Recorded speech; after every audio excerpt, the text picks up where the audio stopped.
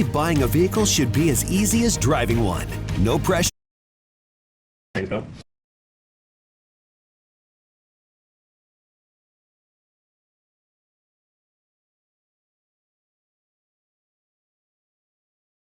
This is a time for justice. Welcome to today's show.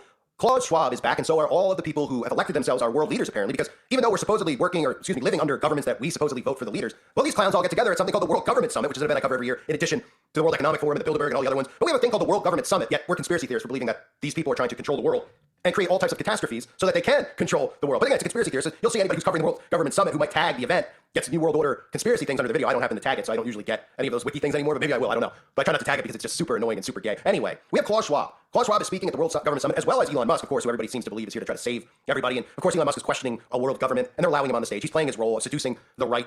They need somebody to be able to seduce the right other than Donald Trump. So Musk is doing that, supposedly giving us all free still depends on Twitter. Here's Schwab. Some of the things that worry Klaus Schwab about getting this world government in place, as well as Klaus Schwab telling us that the people who master technology in some way will be the master of the world. Oh, great. Some of these lowlifes with quantum computers, never elected, creating dangerous technology that is going to kill off humanity, that is going to make humans not needed for work anymore. These are all things that as humans we're all okay with, right? Take a look. And we are just now where we move into the exponential phase. And I agree. Artificial intelligence, but not only artificial intelligence, but also the metaverse, near space technologies, and I could go on and on. Synthetic biology.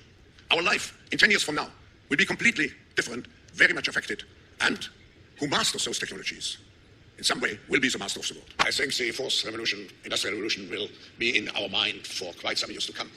But what is very essential, my concern, my deep concern, is that those technologies, if we do not work together on a global scale, if we do not formulate, shape together the necessary policies, they will escape our power to master those technologies. Because artificial intelligence, it's relatively easy, let's say, to understand how a computer functions. Of course, if I go back to the first industrial revolution, how a steam engine functions. But how does really quantum computing function? How does artificial intelligence, particularly if it's self-replicating, functions? So one of my concerns is how to shape the necessary policies to make sure that those technologies serve humankind. But the second concern which I have, and where governments have an important role, the change goes so fast in our world, and will go even faster. How can we make sure that the individual, each citizen, doesn't feel overwhelmed by change? Because he cannot understand really what's going on. And if we do not understand, we become fearful. And we react negatively. And we see the first consequences already in many countries with polarization of the public opinion. It has to do with some feeling that we lose control over our own fate. So there's Klaus Schwab. And then let's look at the other side of it. Because remember, it's a seesaw. They need to play people. Elon Musk would never be at this event if he wasn't one of them. They wouldn't give him the platform to do it. And why all of a sudden? So Elon Musk is against the World Economic Forum. He was playing that role, right? He's like, I would never go there or speak there. But I'll go to the World Government Summit. And these people were supposedly against Elon Musk because he's allowing free speech. These people are letting him speak there and question a world government. Oh yeah, this isn't CIA, black ops, mind control, or whatever you want to call it. Take a look at Elon. One thing I should say, and I know this is called the World Government Summit, but I think we should be maybe a little bit concerned about actually becoming too much of a single world government. If I may say, that we want to avoid creating a civilizational risk by having, frankly, this may sound a little odd, too much cooperation between governments. If you look at, say, the history and the rise and fall of civilizations, really all throughout history, civilizations have risen and fallen, but it hasn't meant the doom of humanity as a whole, because there have been all these separate civilizations that were separated by great distances. And so, say like while Rome was falling, Islam was rising, and so you had like the sort of caliphate doing incredibly well while Rome was doing terribly, and that actually ended up being a source of preservation of knowledge and many scientific advancements. And so, I think we want to be a little bit cautious about being too much of a single civilization, because if we are too much of a single civilization, then the whole thing may collapse. I'm not suggesting war or anything like that, but I think we want to be a little bit wary of actually cooperating too much. It sounds a little odd, but we want to have some amount of civilizational diversity such that if something does go wrong with some part of civilization, that the whole thing doesn't collapse and humanity keeps moving forward.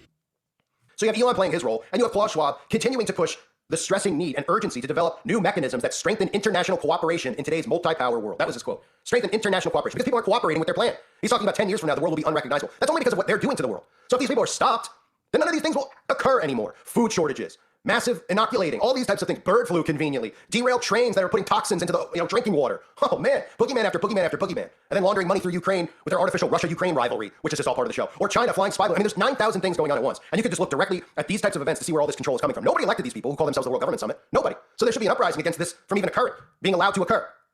Because none of these people were chosen to do this. Nobody asked Bill Gates to do what he thinks he's doing to benefit humanity when we know he's trying to enslave humanity. Nobody picked Klaus Schwab. I don't think you can find a single person, no matter what their political beliefs are, that like this guy. He's got the charisma of a dead bird. And the guy is just completely out of his mind.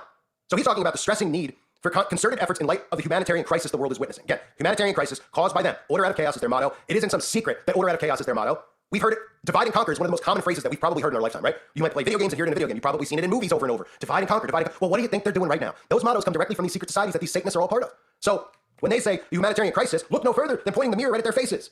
They say to implement structural transformations. It's another keyword, transformation. They're talking about transforming you, literally, biologically, genetically, as Schwab has said in the past. It's about changing you. So transformation is a common term. I just covered it in that Rihanna video that I did about right before the Super Bowl, because Rihanna was hosting it. This is the very first video I ever did on YouTube, was Rihanna's anti-diary. It was literally talking about the mark of the beast and the transformation. This, a common term, transformation, you constantly hear. They're talking about transforming you by like literally transforming your genetic code. So they're altering you as a human. It's the Bible states mixing iron and clay.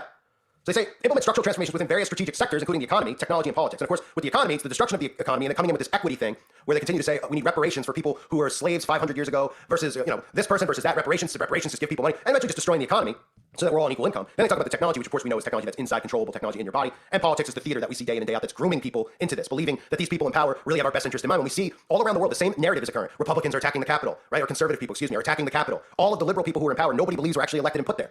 And all of the liberal people are doing everything that they possibly can to destroy food supply chains, water supply chains, and the economy, in addition to many other things. So Schwab commended the World Government Summit for its role in preparing for the future and keeping abreast of new technical developments in a world dominated by rapid changes. A few weeks ago during the Davos conference, we discussed our ability to adapt to these global challenges in light of various crises that require new mechanisms and innovative methods to help us reach a better future and serve the aspirations of humanity.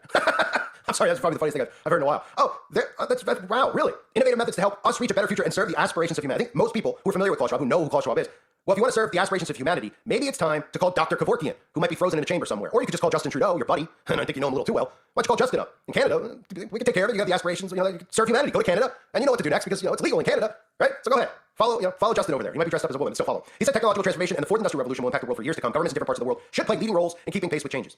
Again, who elected this Rothschild to make these decisions? Like if you're the president of the United States, if you're prime minister of Canada or in the UK or wherever, wouldn't you say, who picked this guy? Now, we know why Schwab is the guy. Schwab might very well be the Antichrist. I doubt it. Not how you envision the Antichrist to look. But we know Schwab's connection to the Rothschilds. We know his connection to the Third Reich. So, I mean, it's pretty obvious why he's in this position with his bloodline. But no world leader comes out and says anything about, hey, look, I'm the president of the United States. I control the United States. I do what's in the best interest of the United States. That's what I was elected to do. Instead, we're bowing down where this guy, this bald, creepy guy, says governments in different parts of the world should play leading roles in keeping pace with changes. He's telling other governments what to do. Regarding structural transformations to be witnessed in various vital economic sectors, Schwab said there will be about 10 billion people in need of energy by 2050. He stressed on the need to achieve the goals of the Paris Agreement and reach zero carbon emissions. Again, that's about the carbon footprint. The suckers out there who actually are climate activists and everything, they're just completely brainwashed. They just read statistics that are thrown at them that are not true, and they don't believe that there's wicked people ruling the world. That these wicked people like the Bill Gates of the world have devised a plan called the carbon footprint, which will monitor, track you, and keep you under surveillance 24/7.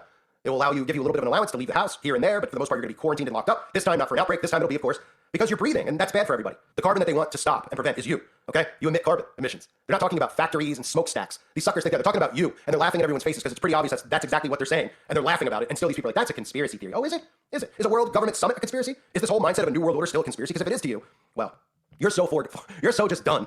It's not even worth getting out of bed in the morning if you can't see it at this point. They're admitting to it. They're telling you about it. They're telling you about controlling your life. They're telling you that carbon is an enemy of the world, and people don't realize that they're the ones emitting carbon. They're talking about you. And then they sit there and they go, well, we need to do this and we need to change that. Unelected, of course, with billionaires and trillionaires at the World Government Summit, a couple weeks after they meet at the World Economic Forum, right? Yeah, they're not plotting your demise. It's all these, convenient things just continue to happen, like railroads, trains falling off the tracks, explosions, chemicals in the water, killing off all the poultry. These are all just conveniently happening at a time where they're telling us there's a world crisis, but they're going to come in and save the day. I mean, you got to be born yesterday, really, if you're not seeing